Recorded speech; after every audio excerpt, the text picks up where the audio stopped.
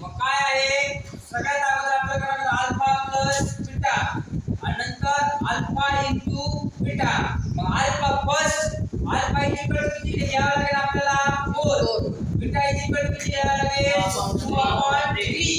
मग alpha plus beta म्हणजे किती 4 प्लस 2/3। आता आपण नंबर हा फ्रॅक्शन नंबर आहे बरोबर की नाही याचा डिनोमिनेटर आम्ही किती आहे 1।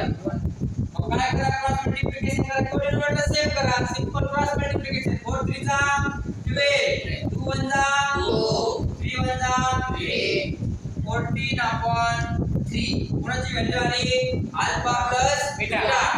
आता अल्फा इंटू बीटा म्हणजे 4 इंटू 2/3 और आता मल्टिप्लिकेशन करत असताना न्यूमरेटर मल्टिप्लिकेशन डिनोमिनेटर मल्टिप्लिकेशन 4 2 जा 8/3।